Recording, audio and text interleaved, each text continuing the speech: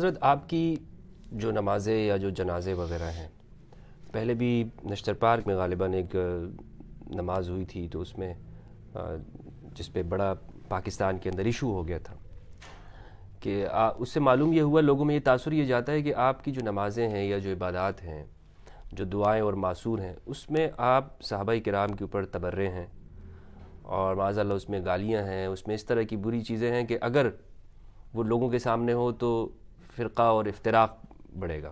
تو کیا آپ کی نمازوں اور دعاؤں کے حوالے سے جو یہ تاثر ہے یہ درست ہے؟ اس طرح کی چیزیں ہیں آپ کی نمازوں میں؟ مفتی صاحب دو باتیں ہیں۔ وہ جو آپ جس کی طرف اشارہ کر رہے ہیں وہ عاشور کے جلوس میں کوئی 50 سال سے زیارت عاشورہ پڑھی جا رہی تھی۔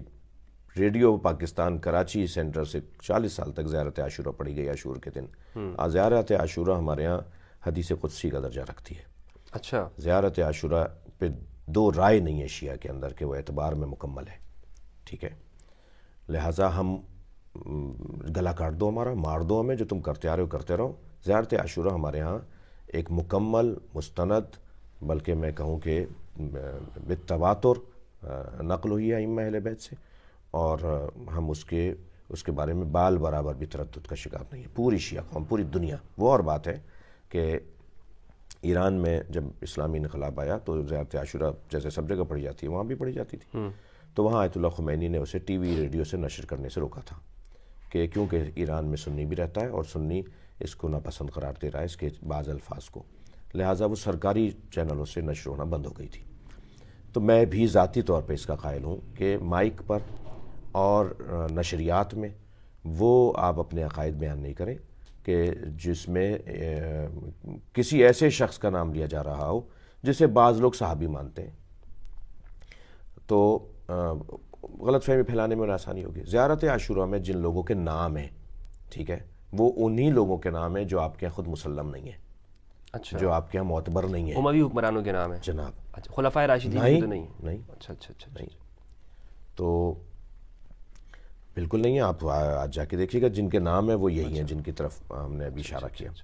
تو لیکن ہم زیارت عاشورہ سے ہاتھ نہیں اٹھائیں گے، اور زیارت عاشورہ ہم آپ کے دباؤ میں آ کے، کسی کے دباؤ میں آ کے اپنے اصولوں سے ہاتھ اٹھانے والے نہیں ہیں، اور نہیں اٹھایا ہے، نہیں اٹھائیں گے۔ رہ گئی بات یہ کہ ہمارے یہاں نمازوں میں اور اس میں کوئی تبرہ ہوتا ہے، کیا ہوتا ہے۔ ایک کلپ آیا تھا اور وہ تھا عراق کے کسی شہر کا، وہ بھی کربلا، نجف، سامرہ، کاظمین جو ہمارے معتبر مراکز ہیں وہاں کا کلپ نہیں تھا، وہ ایک کسی مسجد کا کلپ تھا جس میں وہ دعائے قنوت کے اندر خلفائے ثلاثہ کے نام لے کر یہ الفاظ کہہ رہے تھے، جو الفاظ جو ہے نا وہ ایک صاحب نے ہمیں یاد کرتے ہوئے بھی خود بھی دہرا دیے۔ نقل کفر نباشت کا محاورہ ہر جگہ نہیں ہوگا۔ تو وہ صاحب جن کے بارے میں وہ کلپ نشر ہوا ہے، ہم پوری شیعہ قوم ان سے بیزاری کرتی ہے، اچھا، لا تعلق ہے، اور ان کے بارے میں، اور پوری ٹیم ہے، وہ کچھ لوگ لندن میں رہتے ہیں ان کے، کچھ آسٹریلیا میں رہتے ہیں ان کے، لندن میں زیادہ ہیں۔ MI6 کے عنوان سے ہم جن شیعہ گمراہ لوگوں کو اس وقت ڈھونڈ رہے ہیں جو پوری دنیا میں فساد پھیلا رہے ہیں، ہم انہیں ایک برطانوی ادارہ MI6 کا ایجنٹ کہتے ہیں، جن کا پہلا کام یا بڑا کام خلفائے ثلاثہ کے نام لے کر ان کی توہین کرنا ہے۔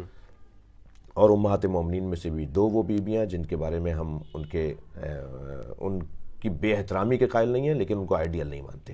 صحیح۔ ان دو بیویوں کے نام لے کر اور خلفائے ثلاثہ کے نام لے کر فساد پھیلانے کا ایجنڈا ہے ان کا۔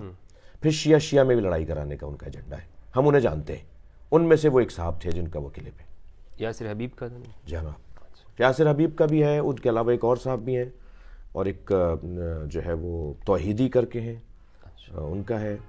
یہ توحیدی یاسر حبیبی ایک ہی گروپ کے لوگ ہیں۔ تو اب آپ نے کیوں نام لے دیا تو بہت اچھا ہے، مجھے بھی کوئی عار نہیں ہے، اچھا لوگوں کو پتہ چلے۔ میں نے سنا ہے کہ ایران میں ان لوگوں کے اوپر پابندی یا اس طرح کی جو خلفائے راشدین کے علی الاعلان توہین کرتے ہیں، کیا یہ بات درست ہے؟ میں نے اپنی آنکھوں سے دیکھا ہے، وہاں کی فورسز نے پکڑا ہے ان لوگوں کو، جیلوں میں ڈالا ہے۔ میں نے اپنی آنکھوں سے دیکھا ہے، ہم ایام فاطمیہ میں وہاں تھے تو کچھ نے اس ٹائپ کی جیکٹس پہنی ہوئی تھیں جن کے اوپر کچھ ایسے نام لکھے ہوئے تھے، پولیس پکڑ کے لے کے گئی ان کو، اور ہم نے کہا کہ صحیح کیا ہے۔ تو یہ تو بات پھر میں دہرا رہا ہوں، ہم کسی کو راضی کرنے کے لیے، ہمارے دین کا حصہ ہے یہ، ہمارے مذہب کا حصہ ہے، ہمارے فقہا کا فتویٰ ہے. ہم کسی کو خوش کرنے کے لیے اور اپنی جان بچانے کے لیے نہیں. میں تو ڈھونڈ رہا ہوں کہ یہ تو کبھی کبھی اچانک نکل جاتا ہوں. ہمارے دوست پریشان ہوتے ہیں کہ آپ بغیر بتائے کیوں نکل گئے، بغیر اکیلے کیوں چلے گئے، کیونکہ مجھے تو یہ بڑی بڑی دھمکیاں دے چکے ہیں اور میں تو انتظار میں ہوں کہ یہ عنوان مجھے ملے، سعادت کی موت ہے.